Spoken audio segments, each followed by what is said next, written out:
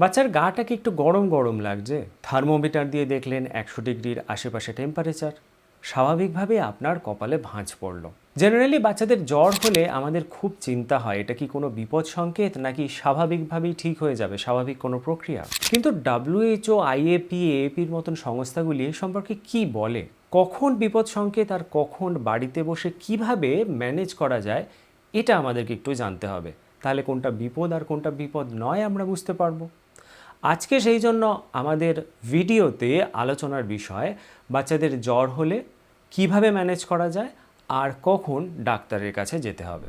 প্রথমে আসি জ্বর কি। আপেক্ষিকভাবে দেখলে মনে হয় জ্বরটা নিজেই এক রকমের অসুস্থতা, কিন্তু আসলে ব্যাপারটা একটু অন্যরকম। আমেরিকান একাডেমি অফ পেডিয়াট্রিক্স বলছে জ্বর হলো শরীরের রোগ প্রতিরোধ ক্ষমতার সঙ্গে ইনফেকশনের লড়াইয়ের ফলে তৈরি হওয়া টেম্পারেচার এবং অন্যান্য অবস্থা, অর্থাৎ এটা একটা ফলাফল। আইএপি এবং WHO দুটি সংস্থাই বলছে যে একটি বাচ্চার জ্বর হলে তার সবথেকে গুরুত্বপূর্ণ দিক যেটা আমাদের ধ্যান দেওয়া উচিত সেটা হচ্ছে তার ডিসকমফর্ট বা অস্বস্তি। গভর্নমেন্ট অফ ইন্ডিয়ার IMNCI গাইডলাইন্সও বলছে একটি বাচ্চা অসুস্থ হলে, মানে বিশেষ করে জ্বর হলে, তার সার্বিক অবস্থা বা ওভারঅল তার ওয়েলবিংটা কীরকম সেই দিকে আমাদের ধ্যান দেওয়াটা বেশি গুরুত্বপূর্ণ। যেমন তার খাওয়া দাওয়া কীরকম, কীরকম অ্যাক্টিভ বা খেলাধুলো করছে নাকি, তার রেসপন্সিভনেস কীরকম, অর্থাৎ রেসপন্স কেমন দিচ্ছে। অর্থাৎ শুধুমাত্র টেম্পারেচার দেখে ভয় পেলেই হয় না, তার বাকি অবস্থাগুলোকেও আমাদেরকে খেয়াল করতে হয়। থার্মোমিটারে টেম্পারেচারটা কত আসলে জ্বর চিন্তার বিষয় হয়ে দাঁড়ায়। জেনারেলি দুটি দেশ অর্থাৎ ভারত এবং আমেরিকার পেডিয়াট্রিক একাডেমি অর্থাৎ IAP এবং AAP দুটি সংস্থাই বলছে যে বডি টেম্পারেচার যদি 38 ডিগ্রি সেন্টিগ্রেড অথবা 100.4 ডিগ্রি ফারেনহাইটের বেশি আসে তখন জ্বরটা একটা চিন্তার বিষয় হয়ে দাঁড়ায়। এমনকি গভর্নমেন্ট অফ ইন্ডিয়ার IMNCI গাইডলাইনও এই একই থ্রেশহোল্ড ভ্যালুটা মানে।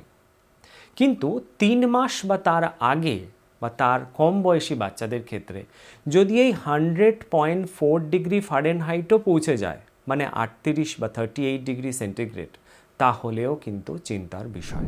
এবারে তাহলে একটু ডিটেলসে বয়স ভেদে কোন টেম্পারেচারটাকে আমি রেড লাইন বা অ্যালার্ট সাইন হিসেবে ধরে নেব সেটা দেখে নিই।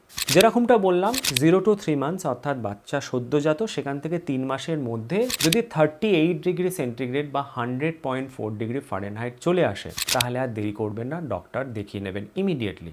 কারণ এই সময় মেনিনজাইটিস, সেপসিসের মতন কিছু ইনফেকশন খুব দ্রুত ছড়িয়ে গিয়ে অবস্থার অবনতি ঘটাতে পারে। বাচ্চার বয়স যখন 3 মাস পেরিয়ে গিয়ে 6 মাসের দিকে যাচ্ছে অর্থাৎ 3 to 6 months, এইরকম সময় 101 ডিগ্রি ফারেনহাইট মানে 101 ডিগ্রি ফারেনহাইটটা হলে ডক্টর দেখিয়ে নেবেন, আর দেরি করবেন না। এই সময় বাচ্চার ফিডিং, অ্যাক্টিভিটি এগুলো একটা গুরুত্বপূর্ণ বিষয়, এগুলো দেখতে হবে এগুলো কীরকম। 6 মাস যখন পেরিয়ে যাচ্ছে তখন 103 ডিগ্রি ফারেনহাইট বা 103 ডিগ্রি ফারেনহাইটটা খুব গুরুত্বপূর্ণ একটা টেম্পারেচার। এটা যদি চলে আসে সেক্ষেত্রেও ডক্টর দেখাতে আর দেরি করবেন না। এই সময় বাচ্চার রেসপন্সিভনেস কীরকম রেসপন্স করছে, খাওয়া দাওয়া কীরকম করছে, তার হাইড্রেশন কীরকম আছে, এগুলোও কিন্তু গুরুত্বপূর্ণ বিষয়। তবে গভর্নমেন্ট অফ ইন্ডিয়ার IMNCI গাইডলাইন বলছে যে বয়স ভেদে যদি দেখেন ডেঞ্জার সাইন আছে তাহলে আর দেরি করবেন না। তাহলে এবার আমাদের বুঝতে হবে ডেঞ্জার সাইনগুলো কোনগুলো। IAP, WHO এবং গভর্নমেন্ট অফ ইন্ডিয়ার IMNCI গাইডলাইন বলছে যদি দেখেন বাচ্চার মধ্যে খাবার প্রতি কোনো ইচ্ছাই নেই, খাওয়া দাওয়া একদম ছেড়ে দিয়েছে বা খেতেই পারছে না, বারবার বমি করছে। 2 নম্বর হচ্ছে বাচ্চা একদম নিস্তেজ হয়ে পড়ে রয়েছে, ডাকলে সাড়া দিচ্ছে না, রেসপন্স করছে না। 3 নম্বর হচ্ছে বাচ্চার শ্বাসকষ্ট হচ্ছে, বুকটা মনে হচ্ছে ঢুকে যাচ্ছে। 4 নম্বর হচ্ছে বাচ্চার খিঁচুনি হচ্ছে বা ঘাড়টা শক্ত হয়ে গেছে। আর 5 নম্বর হচ্ছে কন্টিনিউ অনবরত কান্নাকাটি করছে, কোনোভাবেই থামানো যাচ্ছে না। এই 5টা হলো ডেঞ্জার সাইন। এর মধ্যে যদি একটাও দেখতে পান অন্তত পক্ষে তাহলে ডাক্তার দেখাতে আর দেরি করবেন না। এবারে ধরুন আপনার বাচ্চার গায়ে টেম্পারেচার রয়েছে, কিন্তু সেটা বয়স আন্দাজে যে লিমিটের মধ্যে থাকা উচিত সেই লিমিটের মধ্যে আছে, কোনো ডেঞ্জার সাইন নেই, কিন্তু বাচ্চার জ্বর হয়েছে, গায়ে টেম্পারেচার আছে। এবারে তাহলে আমাদের বাচ্চার কমফর্ট বা স্বস্তির দিকে ধ্যান দিতে হবে। তাহলে আমরা বাড়িতে কী কী যত্ন নেব সেটা একটু দেখে নিই। প্রথমত খেয়াল রাখবেন হাইড্রেশন ইজ আ কি ফ্যাক্টর। জ্বর হলে বাচ্চাদের গায়ে টেম্পারেচার হয় বা টেম্পারেচার আসে, তাপমাত্রা আসে, যার জন্য শরীরে ঘাম হয়, শ্বাস প্রশ্বাস বেশি চলতে থাকে এবং শরীর থেকে জলীয় অংশ কমে যাওয়ার সম্ভাবনা তৈরি হয়।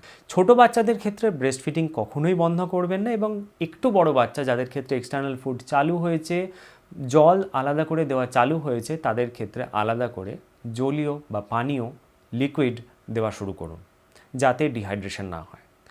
দ্বিতীয় জিনিস হচ্ছে আমাদের বদ্ধপরিকর একটা ধারণা, বাচ্চাদের জ্বর হলে এক্সট্রা লেয়ার চাপিয়ে দেব, নয় একটা আলাদা করে জামা পরিয়ে দেবো, নয় সোয়েটার পরিয়ে দেবো, মাথায় ক্যাপ, পায়ে মোজা, 4টে কম্বল চাপা দিয়ে দেবো, কিন্তু এটা করা উচিত নয়। বডি থেকে যে হিটটা রেডিয়েট করছে বা যে হিটটা বেরোচ্ছে সেটা যদি কোনোভাবে ট্র্যাপড হয়ে যায় বা আবদ্ধ হয়ে যায়, আটকে যায়, সেটা আরও অস্বস্তি বাড়িয়ে দেয়। সেই জন্য বাচ্চাকে সুতির কমফর্টেবল জামা কাপড়ে রাখা উচিত, কখনোই আলাদা করে টুপি মোজা পরানো উচিত নয়। 3 নম্বর গুরুত্বপূর্ণ বিষয় হলো স্নান অথবা স্পঞ্জ করানো। বাচ্চা যখন মোটামুটি একটা অ্যাক্টিভ কন্ডিশনে আছে তখন লিউকওয়ার্ম ওয়াটারে স্নান করানো উচিত, তাতে বাচ্চা আরও ভালো ফিল করবে। কিন্তু অনেকে মনে করেন আইসি ওয়াটারে স্নান করানো বা নর্মাল রেগুলার ওয়াটার, যেটা একটু ঠান্ডা লাগাটাই স্বাভাবিক, সেরকম জলে স্নান করিয়ে দিলে টেম্পারেচারটা কন্ট্রোলে চলে আসে, কিন্তু এটা করা উচিত নয়। WHO, IAP এবং গভর্নমেন্ট অফ ইন্ডিয়ার গাইডলাইন বলছে এরকম করলে উল্টো টেম্পারেচারটা বেড়ে যাওয়ার সম্ভাবনা থাকে। সেই জন্য বাচ্চা যখন মোটামুটি অ্যাক্টিভ কন্ডিশনে থাকে তখন ডেফিনেটলি রেগুলার স্নান করান। আর বাচ্চা যদি অ্যাক্টিভিটি একটু কম থাকে, একটু ঝিমিয়ে থাকে, কোলের মধ্যে বসে আছে বা শুয়ে আছে, সেক্ষেত্রে লিউকওয়ার্ম ওয়াটারই স্পঞ্জ করিয়ে দিন। আর আরেকটা অবশেষ জিনিস খেয়াল রাখবেন, বাচ্চার কমফর্ট বা স্বস্তিটা কিন্তু খুব গুরুত্বপূর্ণ একটা বিষয়। AAP এবং IAP দুজনেই বলছে child comfort is more important than thermometer reading, অর্থাৎ থার্মোমিটারে কত টেম্পারেচার আসছে সেটার থেকেও বেশি গুরুত্বপূর্ণ বাচ্চা কতটা স্বস্তি পাচ্ছে। সেজন্য বাচ্চা কীরকম খাওয়া দাওয়া করছে, অ্যাক্টিভ আছে কি না, ওর ইউরিন স্টুল ঠিকঠাক মতন পাস করছে কি না, বাচ্চাকে ডাকলে সাড়া দিচ্ছে কি না, রেসপন্স করছে নাকি, এই ব্যাপারগুলোকে একটু খেয়াল করাটা দরকার। এবারে বলি ওষুধ কখন ব্যবহার করবেন। দেখুন, WHO, IAP, AAP, UNICEF, government of India, যে কোনো সংস্থায় নিন না কেন, তারা প্রত্যেকেই বলছে যে নিজের মতন করে ওষুধ বাচ্চাদের ওপরে প্রয়োগ করবেন না, এতে বাচ্চাদের ক্ষতি অনেক বেশি হয়। ডেফিনেটলি ডাক্তার দেখিয়ে প্রয়োজন মতন ডোজ যেটা লিখে দেবে, যতটা বলে দেবে, যতবার বলে দেবে, ততটাই ডাক্তারের প্রেসক্রিপশন অনুযায়ী বাচ্চাকে ডোজটা দেওয়া উচিত। জেনারেলি ডাক্তাররা বেশিরভাগ ক্ষেত্রেই বলে থাকে যে বাচ্চার বডি টেম্পারেচার যদি 100 ডিগ্রি ফারেনহাইট ক্রস করে গিয়ে থাকে তখনই মেডিসিনটা ব্যবহার করা উচিত। আবার এই মেডিসিনটা ব্যবহার করার একটা ফ্রিকোয়েন্সি বা বার বা সংখ্যাও থাকে, অর্থাৎ দুটো মেডিসিনের মাঝখানে একটা নির্দিষ্ট গ্যাপ রাখাটা খুব দরকার হয়, সেটাও ডাক্তার নির্ধারণ করে দেয়, সেই অনুযায়ী ব্যবহার করা উচিত। অর্থাৎ যখনই মনে হলো একটু কমফর্টের জন্য মেডিসিনটা ব্যবহার করে দিলাম, এটা কিন্তু ঠিক নয়, সেটা কিন্তু বাচ্চার জন্যে হার্মফুল। আরেকটা কথা মনে রাখবেন, বাচ্চার কতটা ডোজের জ্বরের ওষুধ লাগবে সেটা কিন্তু বাচ্চার ওজন দেখে ডাক্তার ডিসাইড করে দেয়। 1 বছর আগে যে ডোজটা আপনার বাচ্চার জন্য অ্যাপ্লিকেবল ছিল, 1 বছর পরে গিয়ে কিন্তু সেটা অ্যাপ্লিকেবল হবে না। সেই জন্য প্রয়োজন বোধ হলে অবশ্যই ডক্টর রেকমেন্ডেড ডোজ, কোয়ান্টিটি, বার অনুযায়ী ওষুধ বাচ্চাকে দেবেন। এবারে জ্বর নিয়ে কিছু ভুল ধারণা আমি ভেঙে দিই। প্রথমত, অনেকে মনে করেন যে জ্বর মানেই সেটা ক্ষতিকর। আসলে জ্বরটা কিন্তু একটা ইমিউন রেসপন্সের পার্ট।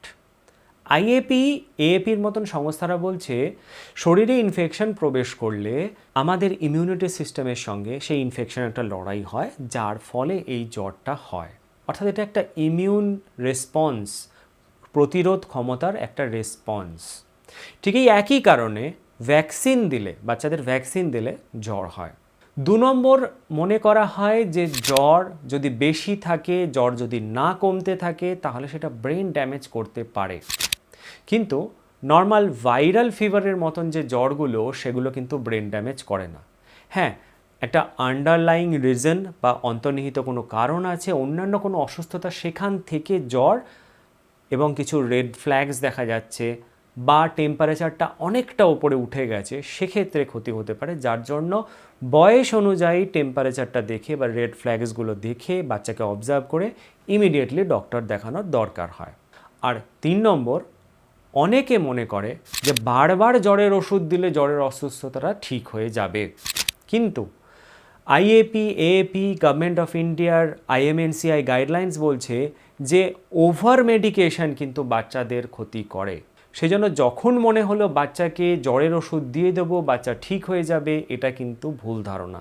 এটা থেকে বাচ্চার উল্টো ক্ষতি হতে পারে। তার মানে এখন থেকে যদি বাচ্চার জ্বর হয়, টেম্পারেচার দেখে আর প্যানিক করব না। দেখব বাচ্চা কতটা অ্যাক্টিভ আছে, হাইড্রেশন ঠিকঠাক রাখার চেষ্টা করব, একটু স্বস্তি বা কমফর্ট দেওয়ার চেষ্টা করব। তবে রেড ফ্ল্যাগস যদি দেখা যায় এবং বয়স আন্দাজে যদি টেম্পারেচারটা বেড়ে গিয়ে থাকে, সেক্ষেত্রে ডাক্তার দেখাতে আর দেরি করব না।